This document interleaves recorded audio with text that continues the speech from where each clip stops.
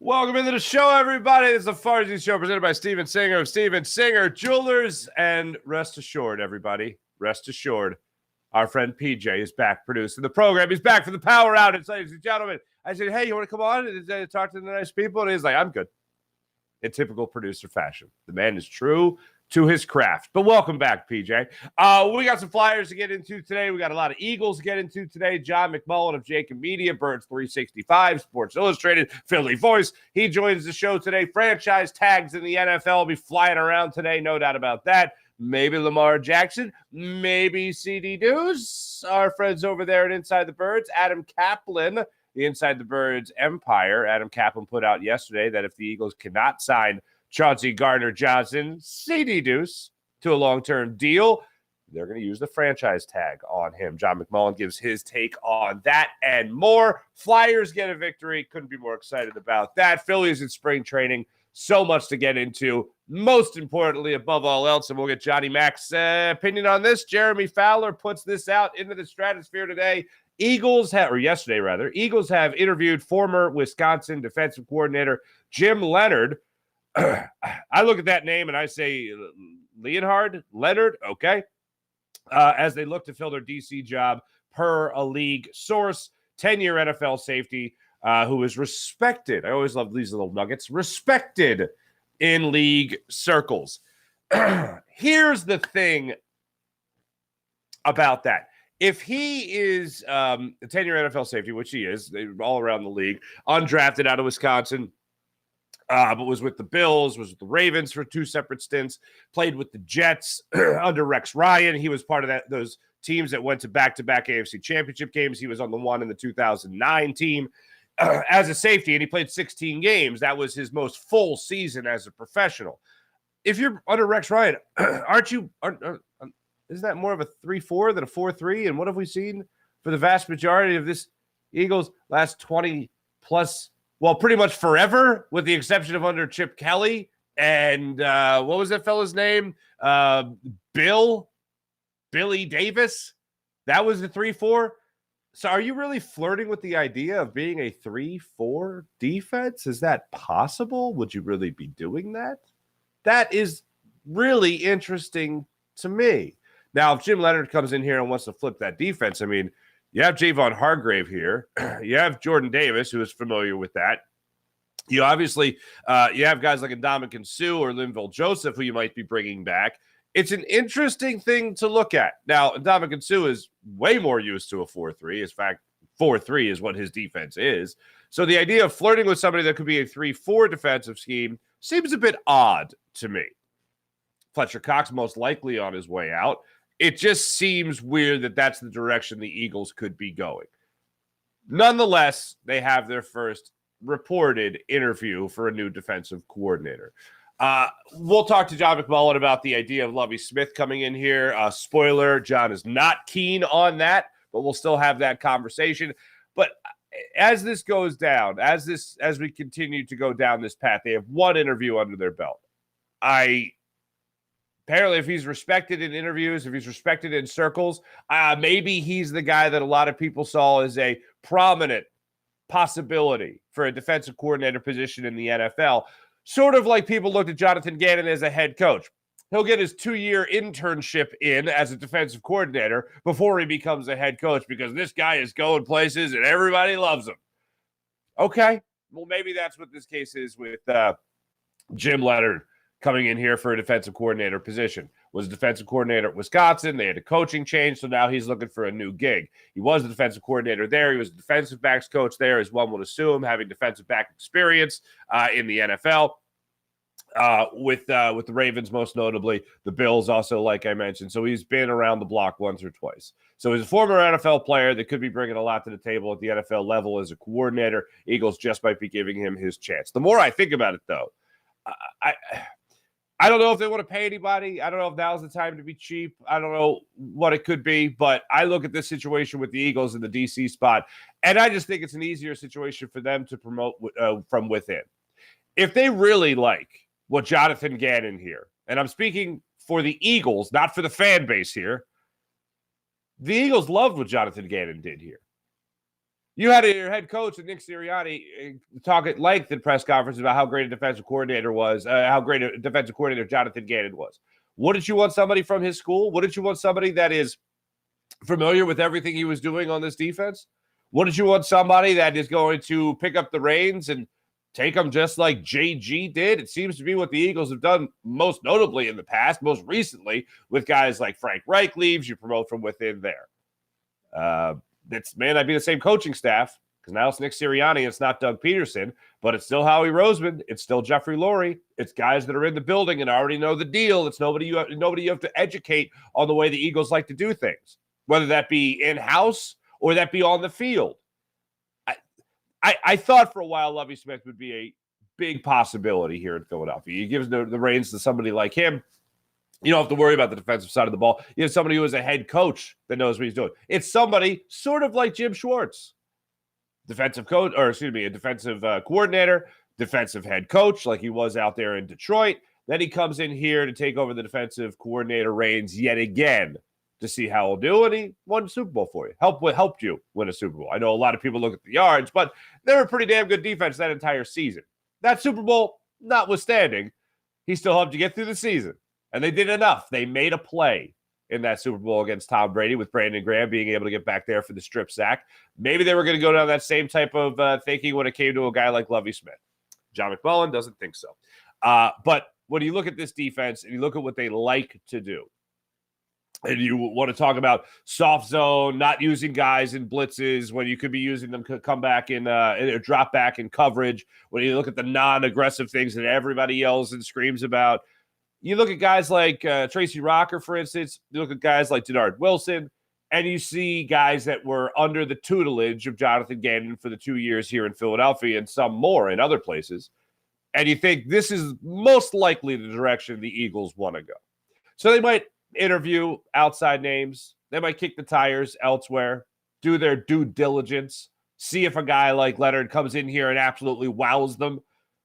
But most likely, if I'm betting that the Eagles stay in-house with both hires. Brian Johnson gets the gig on the offensive side of the football, taking over for Shane Steichen. And I'm going to say with the way the defensive line played this past season. Now, the secondary was great as well. The secondary was phenomenal as well.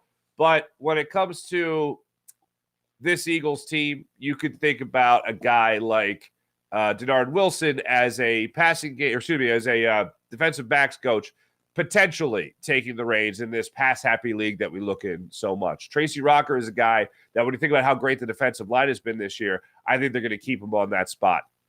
I think a guy like Denard Wilson could take the reins as your new defensive coordinator. They'll do their due diligence.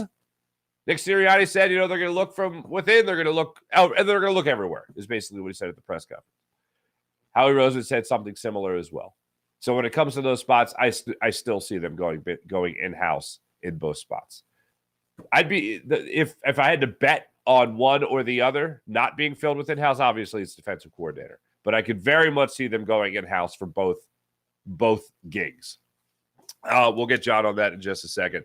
Let's celebrate the Flyers for a second here, folks. They're having a little bit of a struggle bus going into yesterday's game against the Calgary Flames in Calgary. Flyers able to come out with the 4-3 victory. Urson in net last night for the Flyers. 32 saves in the win. You got goals from Tony DeAngelo, lit the lamp for you once. He also had an assist in the game. Go back if you haven't seen it yet. Travis Konecny's goal, I think it was the first goal of the game. Beautiful goal for the Flyers to help them get things going. Wayne Allison also had a goal for the Flyers last night. Scott Lawton netted 2 assists. And Delorier also came up with a great goal for the Flyers. So a little bit of a struggle in that third period. Calgary got 2 goals, one of which to tie the game with about 11 minutes left, and the Flyers bounced back with about 2:30, 2 minutes, 30 seconds later, and were able to get the game-winning goal and then rode it out from that point on. So that was great. Great to see. Couple of things I want to get into on the baseball front. Let me know where you guys are at on this, because I've had this debate, and I know the shift is going to change a lot of things. If you were to just map out your top 2 hitters in this lineup, let's go piece by piece. Just for today, we'll go 1 and 2. Where's Kyle Schwarber? Where's Trey Turner? I know people are paying attention to spring training. I know they haven't played games yet.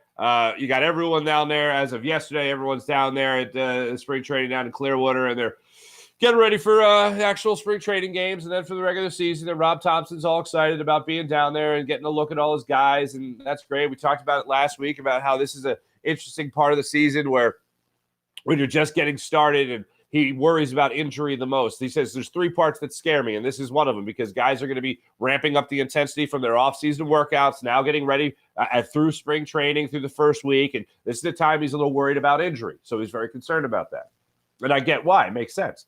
But if you're right now getting ready for the season, you're Rob Thompson, you're looking at Trey Turner, you're looking at Kyle Schwarber. Kyle Schwarber came out 40-plus home runs at a leadoff spot for you last season. Also hit a career high in strikeouts.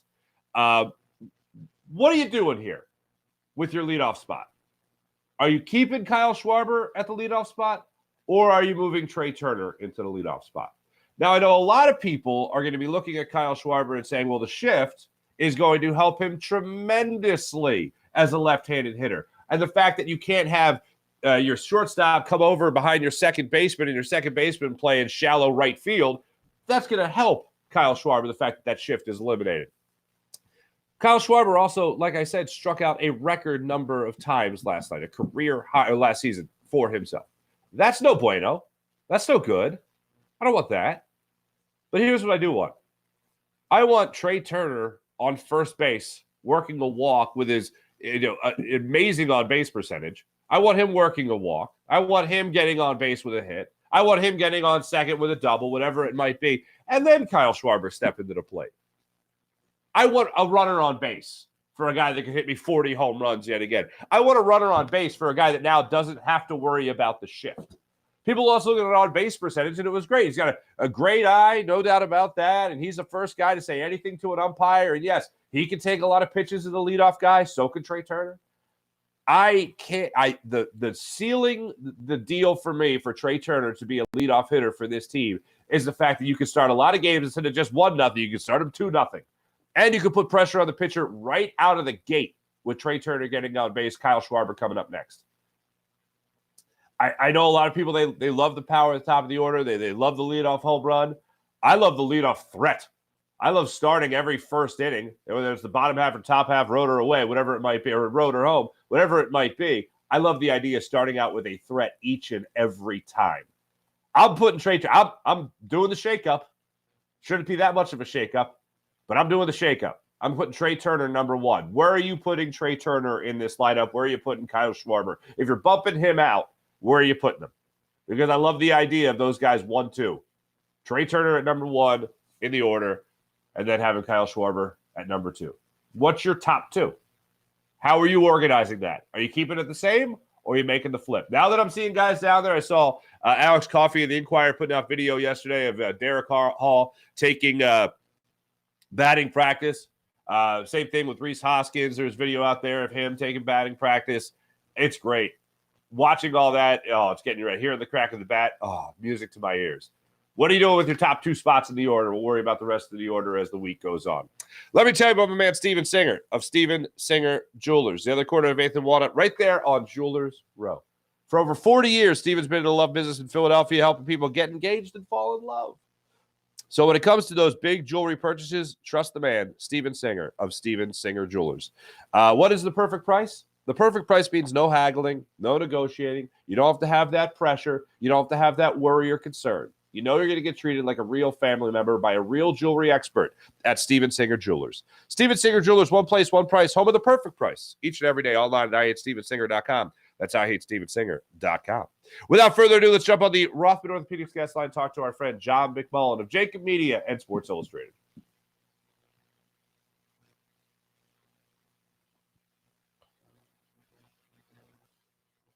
Now on the Rothman Orthopedics guest line from Jacob Media, from Sports Illustrated, from Philly Voice, pretty much anywhere you get your Eagles content, you're reading it from this man, John McMullen. John, how are you, brother? Doing well. Thanks for having me, Mark. Absolutely. How are you recovering from Super Bowl week? Are you back yet? Are you bounced back? How you feeling? I don't think you ever bounce back with this team because it never stops with this. Something about this team. They just, I don't know. In the old days, they say you don't want to lose the back page. Nobody reads newspapers, but they don't want to lose the back page. Understood. So one of the things I do have to ask you about, and by the way, if you're not following John, make sure you do so on all social media platforms, especially Twitter as well. John, I literally saw this as I was doing the show yesterday. We were running my interview with Paul Hudrick last night of Liberty Ballers, talking all things Sixers. And all of a sudden, and we're well aware of this now, the Eagles coordinator search, whether it be offensive or defensive, and this has to do with their now former defensive coordinator, Jonathan Gannon. My question in the moment, and still wondering, what is the chronology of this? Did Jonathan Gannon get a counteroffer from the Eagles ahead of his offer from the Cardinals, or was it after the basically, how hard did the Eagles try to keep Jonathan Gannon here as their defensive coordinator? I think pretty hard. I mean, if you go back to before the Super Bowl, they thought he was going to be back after Houston went with DeMeco Ryans, and you heard Howie, Howie said they're renting him since basically day one. He knew it wouldn't be long before somebody came calling. Knicks called him a stud as an assistant coach. So obviously there's a disconnect between some of the fan base and how the league values Jonathan Gannon. But I got to tell you, first you have to understand the timeline. Like, I was in Arizona for the Super Bowl, and on Saturday, I was told, pretty good chance he's going to be the head coach of the Cardinals. And then the story going around is before the game, Howie said, "Hey, did you know the Cardinals want to interview you on Sunday?" And Jonathan said, "No, by no means did I know," which, half the league knows he's getting a job. So I find it very hard to believe. So, part of the back and forth is tough to believe. But ultimately, when he got the job, did the Eagles, give him this offer where he's going to get paid more than a head coach, whatever that means, assumingly more than Arizona? Yeah, they wanted him back. And they tried to convince him to come back. But, it's a head coaching job. There's only 32 of them. Kyler Murray, that's the one thing JG said. Normally, when you take over a team in the NFL, you don't have a ready-made quarterback. Say what you want about Kyler Murray, but he's got a lot of talent if you can tap into it. So that's a pretty good gig from that standpoint for a first-time head coach. But yeah, the Eagles wanted him back, and it was tough. It was never. I mean, Jonathan wants to be a head coach, so it was always going to be tough to if he got an offer, he wasn't going to say no. Gotcha. So just, do you know whether or not the offer from Howie Roseman that was more than a head coach, do you know if that came after Arizona's offer or before? Well, that's why, I think they were trying to convince him to stay. That's why I bring up the timing of them saying, "Oh, Super Bowl game day. Hey, did you know Arizona?" That's not true. And that's not true because, again, half the league knew he was getting the job. So how could it possibly be true? Not that there's all these back. They couldn't interview him because Monty Ossenfort, who's the GM out there, is very close to Jonathan Gannon. So you have all these rules in the NFL. They missed their window to interview him the first time. So when he got the GM job, Super Bowl bye week, they couldn't interview him because that was only for second interviews. They didn't interview him the first time. So they were shut out till after the Super Bowl.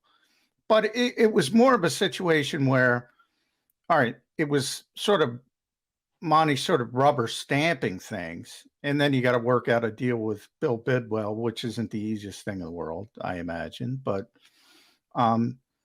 everybody knew he was kind of getting the job. So it's a little, and the Eagle, if I knew it, the Eagles knew it, is what I'm trying to say. So they were working on trying to get him to stay, I would say, before Gotcha. the game. Now, as you pointed out earlier, Howie Roseman said he was kind of renting Jonathan Gannon, and you also acknowledge the disconnect for the fan base.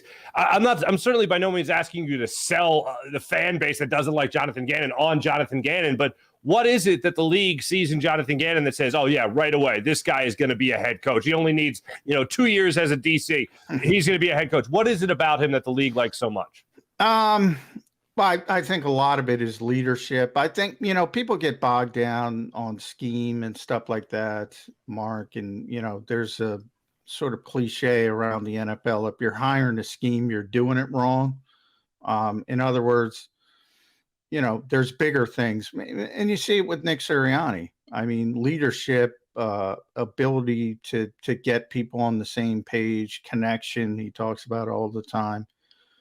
These are all big things. So every single one of these people that don't like Jonathan Gannon, it's like Mark Barzetti. You walk in a room, 5 minutes later, you like the guy.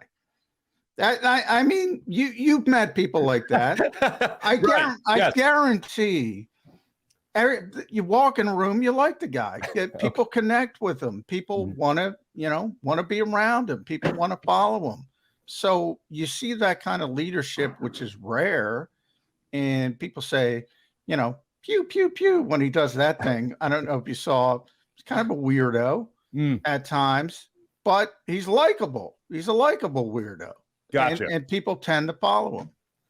The whole not traffic accident, but incident where he just said, we're going to gut these guys, basically. I was like, man, just when we were starting to like Jonathan Gannon. Well, The people that didn't like Jonathan Gannon were starting to like Jonathan Gannon, I guess. So where do we go from here, John? There's some names that are out there right now. I saw that you retweeted this as well from Jeremy Fowler, saying that the Eagles just made, just interviewed former Wisconsin defense coordinator Jim Leonhard, who played in the league for 10 years off and on. Mostly his best season was with the Jets, where he was playing under Rex Ryan, also played under Rex Ryan, I believe, with Baltimore. What do you know about Leonhard? He's more aggressive, so that'll probably, Eagles fans might like him from that standpoint. He is a Rex Ryan guy, so he generally sort of builds, as you would think a Rex Ryan defense would look like. I'm not sure. Look, Vance Joseph as well. Doesn't make a lot of sense to me because you built this team for the Fangio-like defense, which Gannon ran, Hassan Reddick, Chauncey Gardner-Johnson, who you're going to bring back. Do you really want to put those guys in a scheme that's not suited for them? So, I think the Eagles are casting a wide net, but, that tells me Jonathan Gannon, trying to keep Jonathan Gannon tells me, all right, they don't want to move off that, right? Mm-hmm. So, if they're willing to pay him $3 million a year to be a coordinator or something of that nature, why do they want to ship schemes so quickly? Now, guy like Vance Joseph, just because he's played a certain way doesn't mean he can't change. Jim Leonhard, just because he played a certain way doesn't mean he can't change. That's part of being a deep. I remember when Gannon got this job, I said, okay, we're going to see some Mike Zimmer stuff. We're going to see some A-gap stuff. Didn't do that. We're going to see some Matt Eberflus cover 2 stuff. Didn't do that. All of a sudden he comes in, he's like, no, I want to play this. So maybe those guys say that. Okay. Interesting to see. There's one name that's I've seen out there a couple of different times, and that's Lovie Smith. Was talking to Quentin Michael last week, talking to Hollis Thomas last week as well about whether or not they'd like Lovie Smith to come in here, the experienced defensive coordinator, obviously a guy that would come in here with plenty of head coaching experience and also experience as a defensive coordinator. He's a guy that if you're an offensive head coach, you don't got to worry about the defense because Lovie will have it. What do you think there's any connection there, any plausible idea of Lovie Smith coming to Philadelphia? That would be, people love big names, don't they? They really do. I know. They want to play cover 2. They want to play cover 2. This city who hates Jonathan Gannon with 70 sacks wants to play cover 2. I don't know. Does that make sense? It does not make sense to me. It does not make sense to me, John. I don't know what would make sense after And look, I know we received a lot of flack for it, but the whole thing of like, I don't have a scheme, but I have a philosophy. I like that you have a philosophy. I think one of the greatest compliments we give every great head coach or good head coach or defensive coordinator is you coach to what you have. I think that's what great coaches or coordinators do. And I think Gannon, especially in his first year, did that. Do I think he could have ramped it up a little bit? Yes, 70 sacks is great, but schematically, when you weren't being able to get it done in the second half of the Super Bowl, maybe a little bit more pressure would have benefited the defense that wasn't able to come up with the big play, whether it was the field, whether it was scheme, whether it was a mix of both, I don't know. But I feel like the in-game adjustment is something the next guy has to do with great regularity to show fans that he is going to make that adjustment in the crucial moment. Yeah, well, I have a problem with the adjustment theory. One, I think a lot of people throw that out as sort of a buzzword, and there's no real, like, what adjustments did you want him to make? And I'm not talking to you. I think throw out that word and say, all right, first of all, my criticism of Jonathan Gannon is there was too much adjustment, and the fact that from the standpoint of the Eagles don't blitz, right? Right. They blitz, I think, was the third most all season in the Super Bowl. They don't play press coverage. They played 63% man coverage, by far the most they played all season. In other words, they went against what they do well. So I think most people are talking about in-game adjustments. So if you want to talk about in-game adjustments, and everyone likes to talk about halftime, which is a bunch of crap, Mark. I mean, Jim Schwartz will tell you, now, I'm glad Peyton Manning went out and said, there's no time at halftime. There's a little bit more on the Super Bowl, but he's like, you can, get a couple orange slices, take a pee, and go out and play. That's what we do. That's what Peyton Manning said. A little bit more time in the Super Bowl. But Jim always said, you adjust from, the first series on, constant adjustments. So from that standpoint, but even if you want to default to that old trope of halftime adjustments, what the hell are you adjusting? You dominated the first half. Right. The first half wasn't the stinking problem. You don't go in, dominate a team. I thought, I'll be honest, I thought the game was over. I said, well, this team can't play with the Eagles. Why the hell am I adjusting from what I just saw? It makes no sense to me. Now, in the second half, yeah, rip the defense all you want. Rip Jonathan Gannon all you want. That's ugly. That you got to do something to stop that. But, the only difference between Super Bowl 52 and Super Bowl 57, remember, the Eagles gave up 500 passing yards to Tom Brady, but they made a play. They made one play defensively. If they make one play defensively against Kansas City, they win again. That's the only difference. I agree. No, that in particular, I agree, because I was waiting for that moment, especially in the second half, especially their first three possessions. I know they did more than this, but about the 3 possession mark when they scored their third consecutive, got their third consecutive score. I'm like, okay, it's coming. There's somebody's going to, Hassan Reddick's going to show up in the backfield and knock a ball loose, or James Bradbury or Darius Slay are going to step up. They're going to jump a route. CD Deuce is going to do something, and it never happened. Now, to get back to the going forward part of this, do you think they stay in-house? Do you think they stay in-house for, like, Rocker, for instance? Do you think Denard Wilson? Yeah. Yeah. I think there's still a good chance. I think Sean Desai would be the one outside name that makes sense. He's a Fangio guy. But always, if Jim Leonard blows him out of the water, if Vance Joseph blows him out of the water, Nick might say, oh, I like this guy. I really like this guy. And all of a sudden you start over. Gotcha. But, I think people need to temper their expectations, because even if Gannon was back, they're not getting 71 sacks next year. They're probably not going to be the number 2 defense in the NFL. So I think people need to temper their expectations. All right. Offensively speaking, offensive coordinator, is it a shoo-in? Brian Johnson gets the gig? Shoo-in. Absolute shoo-in. All right. Excellent. Yeah. Okay. From that standpoint, yeah. I mean, Jalen loves him. You're going to be paying Jalen $50 million a year. We're now to the phase of you want to make Jalen happy, and that'll make Jalen happy. And then lastly, CD Deuce, Chauncey Gardner-Johnson. I've really enjoyed. Well, I mean, 6 interceptions certainly helps, but he's just a fun guy to watch on the field. And when you talk about making plays in the second half, he made a big play where Pacheco was just going nuts, or Pacheco was going nuts down the left side of the field. He just came down and made a stop. How do you think the Eagles do handle him? I saw the report out there from our friends at Inside the Birds, most likely a franchise tag. How do you think it goes down to get CD Deuce back here in Philadelphia? Well, the Eagles want him back. I mean, that's, they don't trade for a guy on, coming off his rookie contract. That's who the Eagles want to pay. Mm-hmm. So when you start talking about valuation and who they want to pay, it gets a little bit murkier when you get to age 30. You're on the third contract. What they want to play is young, ascending players coming off their first contract. That's exactly where CJ is. I will say they want him back. I will say the Eagles do not like to use the franchise tag. Do not like to use it. So they'll work for obviously a long-term deal. Howie, Jake Rosenberg with avoidable years. You saw 4 players void today.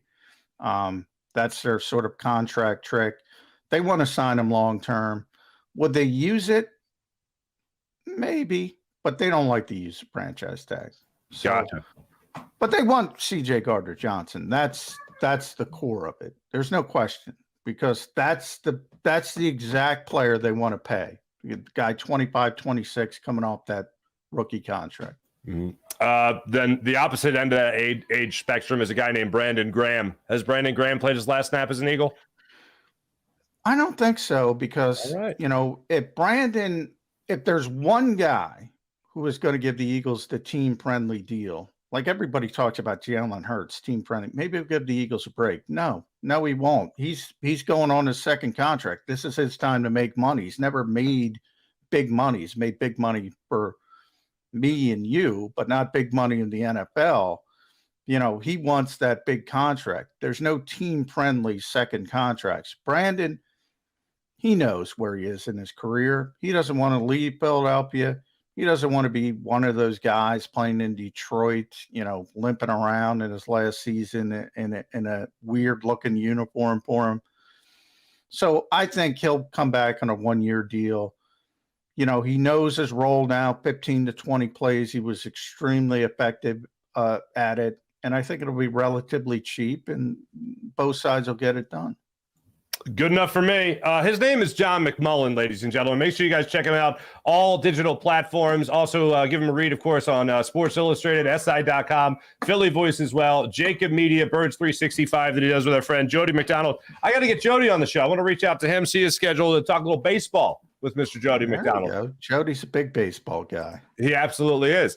John McMullen, great catching up with you, man. Thanks so much, and it was an absolute joy to be able to have you for the hits and pre and post at the Jacob Media, of course, with their YouTube channel and 6abc.com throughout the season, John. Thanks so much. Thanks, Mark. Absolutely. Great. John McMullen checking on the Rothman Orthopedics guest line. Boy, oh boy. Boy, oh boy. Johnny Mack out on Lovie Smith. Cover 2? Who would want to play cover 2? Certainly not the Eagles. My thanks to John McMullen. Always great catching up with him. I love what he told me about CD Deuce. Love the idea of him coming back. I mean, Hollis called him the number 1 priority last week on this show. So it was great to hear from Hollis Thomas on that point of view. And then great to hear from John McMullen saying that, yes, the Eagles, they're going to be making a big push to bring him back. The Brandon Graham stuff, it seems to be picking up steam that Brandon Graham will be back in Philadelphia. I wasn't sure about that. When I saw that he wasn't going to retire, he didn't want to retire. He still wants to play. When I saw that a couple of weeks ago, I was questioning whether or not the Eagles would be bringing him back for the role that he's in. Yeah, he might go. He could go elsewhere and get a big bag, as they say. He had a long NFL career. He got that bag. He's got a couple bags, actually, including a Super Bowl ring in one of those bags. But I'd love to see him I would love to see him finish his career here in Philadelphia. If you try for a second, though, to put yourself in a player's shoes, And I know John McMullen made the distinction there. It's big money for him. It's big money for us, not big money for him, that type of thing. And every NFL player I've talked to about this says the same thing. It's your last chance to get paid. And I know that might be the most obvious thing in the world, but you have to think about it. You get that nice NFL paycheck. You want to keep that going as long as you can before you end up taking a job in the media like Brandon Graham has told us he wants to.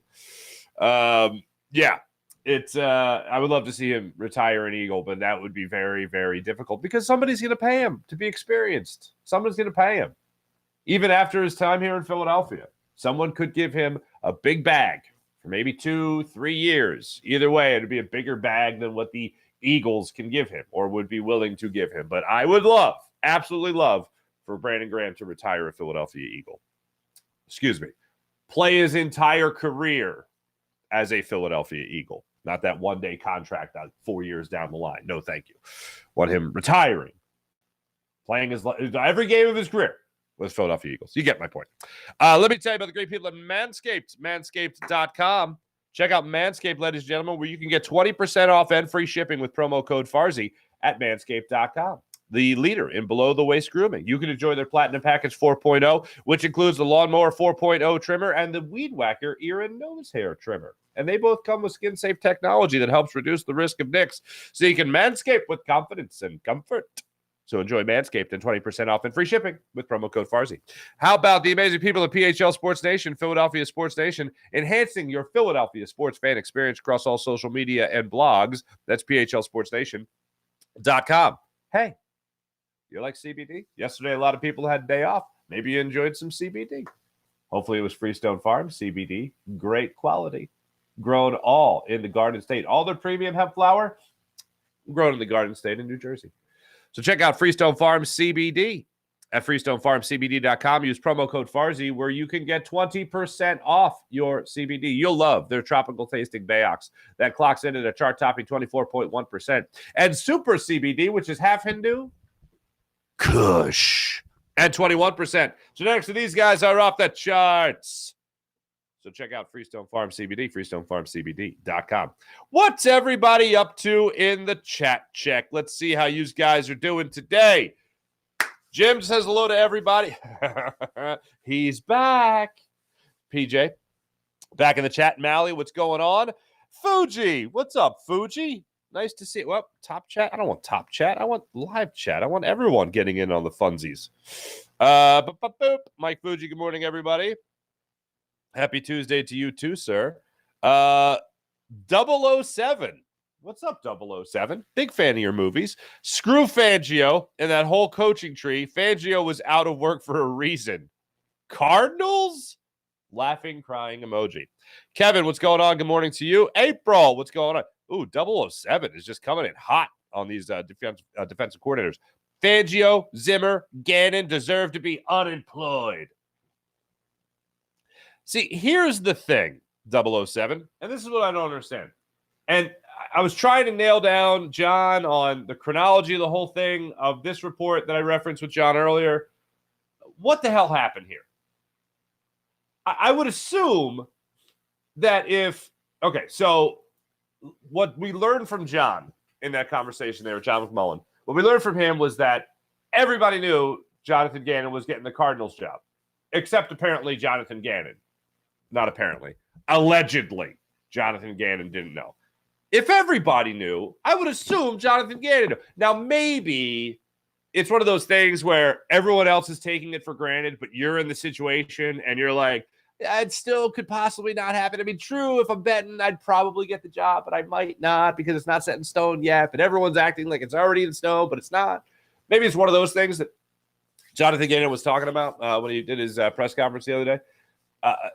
The way I assume this went down was initially when the Arizona Cardinals were not knocking on Jonathan Gannon's door because, again, as John pointed out to us, John McMullen pointed out to us, they couldn't interview him a second time because they didn't interview him a first time. They couldn't interview him during the bye week between the Super Bowl and the end of the playoffs, I guess. They couldn't interview him during that time because that was only for second interviews. So the fact that they missed out on that first time, I guess knew they were going to sit down with him and hire him, which just sounds crazy to me. I guess the Eagles were thinking they're going to keep Jonathan Gannon and they're going to make it worth his while to stay here in Philadelphia. And then the Cardinals' job came in here. That's how I'm assuming it came. I'm assuming it didn't go down as Jonathan Gannon interviewed after the Super Bowl. Then Howie Roseman and Jeffrey Lurie said, no, wait, here's a bunch of money. We'll pay you more than what they'll pay you as a head coach. And he said, no, I'm going to be a head coach. That's the way I think it went down. And I think that's what John was hinting at when we were talking to him a second ago. If it was the other way around, it makes no sense whatsoever. It's just bonkers crazy. Because, like, if you're going to give him that much more money, more than a head coach, after the Super Bowl performance, yeah. And to John's point, I understand that by Jonathan Gannon's blitzing, the third most was the number that John McMullen just threw out there. The third most, that's odd. That's not a brag. Because third most, yes, that might be good for his standard, but maybe you needed more of that, especially when you saw your edge rushers slipping and sliding the entire time, and that's where you got the vast majority of your pressure throughout the season. That's where you got most of your sacks throughout the season, from Hassan Reddick, from Josh Sweat, from Brandon Graham. You see these guys that couldn't get around, and you're still just relying on that same thing throughout that? Okay. You're not going to make a play if you don't put your position, your players in a position to make a play. That's a problem. Let's see what we got going on here. And they'll deserve to be unemployed. 007. We need a defense coordinator who's not scared of giving up the big play and just sack the crap out of the quarterback.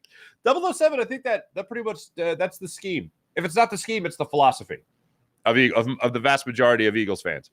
Mike Fuji, 300 hitter. Trey Turner leading off, 27 stolen bases. And imagine this: pickoff moves limited. It's going to be a lot more stolen bases for Trey Turner. I also love the idea of having a guy that can have an on-base percentage of like 350 to 380. A guy who doesn't strike out a ton. Like the thing is with Schwarber, and look, 46 home runs is incredible. 200 strikeouts is a lot at the top of the order. That's a lot. I would much rather, and look, I think the batting average and on-base percentage are going to go way up because of the shift being gone. So I would love all that going up with him having a runner on base already. And if almost 40% of the time, 35 to 40% of the time, I can have a guy on base for him, I'm going to do that. Good morning, Mark. Mihai, what's going on? The whole thing is, Dan, this was a great point. I saw this during the interview. Oh, Sean Gillespie's here. What's up, Sean? Stephen Joseph, I also agree. We're lucky to have John. John's a great guy. Sean Gillespie, what is the fascination with Gannon? It mystifies me. I don't get it either. Dan Schwartz, why are the Eagles, if the Eagles wanted to retain Gannon so bad, why are the supposed candidates completely of the opposite scheme? That's a great question.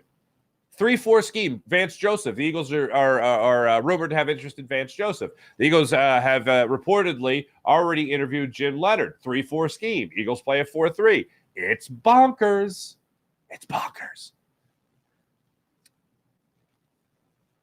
I wouldn't be waiting to watch the Ganny show daily. Wow, the Ganny show.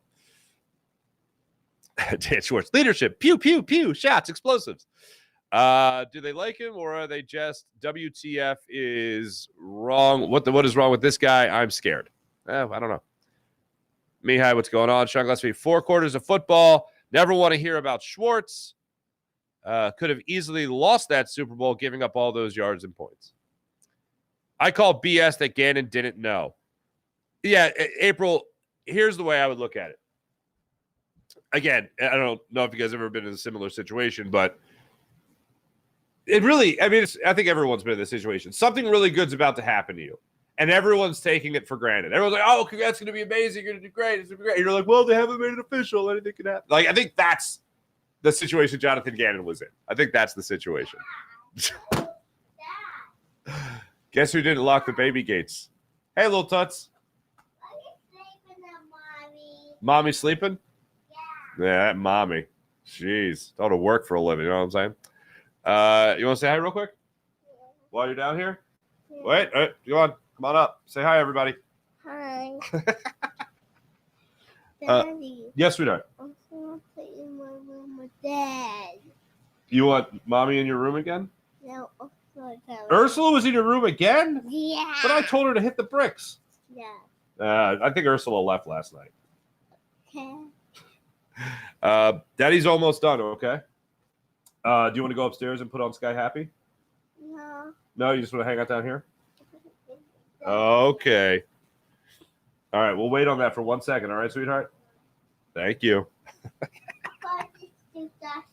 No, that's not. But how do you go immediately to a power switch? No, let's not push that button, okay? Yeah. Monalutz, Yeah. please don't push that button. I need No, you don't need to push. I know it's a big red button, but you don't need to push that button. Okay? What is this? That's a light.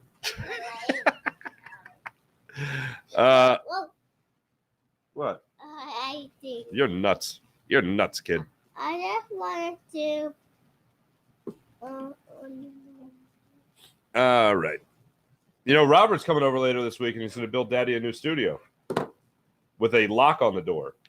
Womp womp. I don't want to walk in the door. Yes, I know, because you want to crash the show. That's good. You're like Daddy and all his cousins who like to fight over the microphone.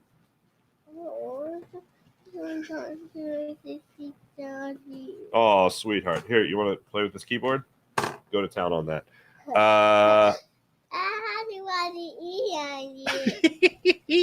Everyone says hi, by the way, sweetheart. Everyone says hi. The littlest producer, Lil Toots. Everyone's saying hello. Daddy, Yes, sweetheart. Okay, I'll get you that for 1 second. All right. Thank you. April says, PJ, Lil Toots was coming hard for your job. Oh, that's fantastic. Ladies and gentlemen, let's get to everyone in the chat. Good to see you. Nice to see you. Thanks, everybody. You guys are great, as per usual.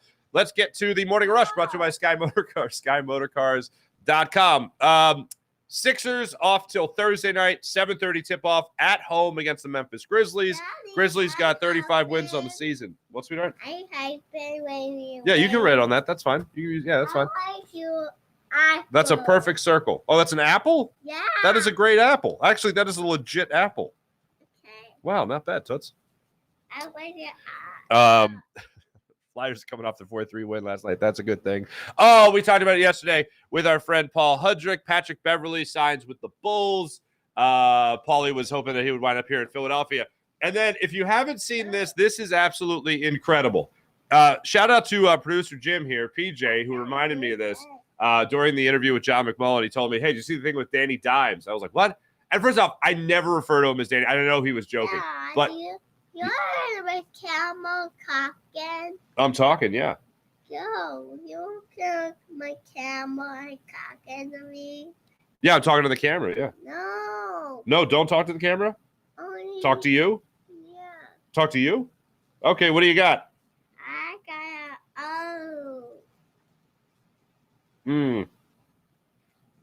Fascinating. Oh, thank you. Thank you, sweetheart. I don't got a can. You have a chin. Okay. My beard covers my chin. This thing here with Danny Dimes. What's up? I want to say hi. All right, say hi. Hi. Oh, good job, sweetheart. Update: Danny Dimes once more. Daniel Jones wants more than New York has offered him, possibly as much as $45 million per year. Danny Dimes. That's from Mike Florio. $45 million per year. Here's the good news. If that happens, which is not, Jalen Hurts will get $1 billion per year. That would be the pay scale. That'd be the difference. Ladies and gentlemen, a pleasure as per usual. Monolith, you want to say bye? Go ahead. Bye. Very good. Say thanks, Jim. Thanks, Dad. Say thanks, everyone in the chat. Thanks, everyone in the cat. Appreciate you guys. I'll be back with you tomorrow. I got to go and do Philly Sports Legends then and now with Greg Murphy and Wes Hall of NBC Sports Washington. We're taping a whole new season that'll be coming to a TV near you. 80% of the markets across the country. Dad, Yes. you want a whole day. What? I don't like that on desk. You're nuts, kid. There we go. I want homemade and Thanks for watching. Thanks for listening. Welcome back, PJ. Yes. Okay, I'm going to go get you a peanut butter bar. How about that? No, you don't want a peanut butter bar? What do you want for breakfast? No. You mull it over. Apple bar? Apple bar. All right, coming right up. I got to go get Little Toots an apple bar, ladies and gentlemen. Have a great rest of your day. Be back with you guys tomorrow. See ya. And all juice.